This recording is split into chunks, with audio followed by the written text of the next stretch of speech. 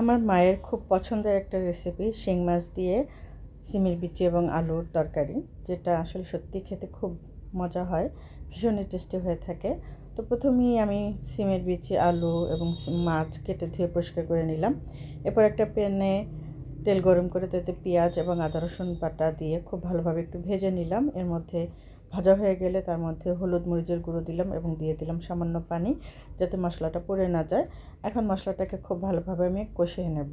কষাতে কষাতে যখন একদম তেল উপরে চলে আসবে, তখন আমি এখানে মাছগুলো দিয়ে দিলাম। এখন মাছগুলোকে খুব ভালোভাবে কষিয়ে নিতে হবে। আমি একটা কথা বারবারই বলি যে মাছ কিংবা মাংস যেটাই রান্না করি না কেন, কষানোটা যদি খুব ভালো হয় তাহলে সেটা খেতেও ভীষণ ভালো হয়। যাই হোক, কষাতে কষাতে আমার মাছটা কিন্তু একদমই লেগে গিয়েছিল নিচে। তারপরে এর জন্য আমি একদম 1 কাপ পানি ঢেলে দিলাম, যাতে মাছগুলো পুড়ে না যায়। তারপর মাছগুলোকে আমি উঠিয়ে নিয়ে খুব ভালোভাবে আবারও বেশ কিছুটা সময় কষিয়ে নিলাম। আর কষাতে কষাতে যখন তেল আবারও উপরে চলে আসলো, সেই পর্যায়ে আমি এখানে দিয়ে দিলাম সিমের বিচিগুলো, যেগুলো আগেই আমি ধুয়ে রেখেছিলাম।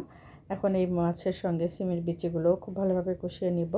সিমের বিচি যখন কষাতে কষাতে একদম মাখো মাখো হয়ে আসবে, অর্থাৎ সিমের বিচিটা মাছগুলো খুব ভালোভাবে যখন কষানো হয়ে যাবে, তখন এর মধ্যে দিয়ে দিতে হবে সে কেটে রাখা আলুগুলো, যেগুলো আমি গোল গোল করে কেটে নিয়েছি। আপনারা যে কোনো সাইজের কেটে নিতে পারেন। আর গোল গোল করে কাটার উদ্দেশ্য হলো এটা দেখতে ভালো লাগে আমার কাছে, এজন্যই আমি গোল গোল করে কেটে নিয়েছি। আপনারা আপনাদের পছন্দ মতন কেটে নেবেন। তো আলুগুলো দিয়ে এখন মাছ এবং সিমের বিচিগুলো খুব ভালোভাবে কষিয়ে নেব। এই কষানোটা খুবই জরুরি, যত ভালোভাবে কষানো হবে খেতে ততই ভালো হবে। যখন কষাতে কষাতে একদম ঝোলটা মাখো মাখো হয়ে আসবে, অর্থাৎ ঝোল একদমই শুকিয়ে আসবে, তখন এখানে দিয়ে দিতে হবে একদম ফুটানো গরম পানি। আমি প্রথম থেকে একদম ফুটানো গরম পানি ইউজ করছিলাম। আর যেহেতু এটা শিং মাছ, তাই শিং মাছের ঝোলই সবাই খেতে পছন্দ করে, তাই ঝোলটা আপনারা আপনাদের পছন্দ মতন দিয়ে নেবেন। আমি একটু বেশি করে দিলাম, কারণ শিং মাছের ঝোলই আমাদের খেতে বেশি ভালো লাগে। এর জন্য ঝোলটা আমি একটু বেশি করে দিয়ে বেশ অনেকটা সময় জাল করে নিলাম, অর্থাৎ খুব ভালোভাবে আমি রান্না করে নিলাম।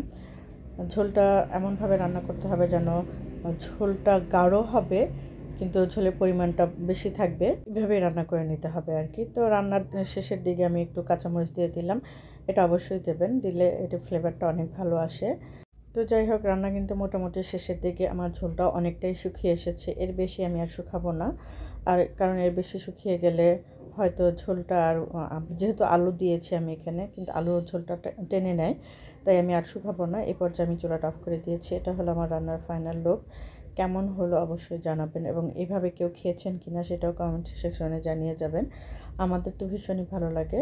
তো আজকে এখানে শেষ করছি। আল্লাহ হাফেজ।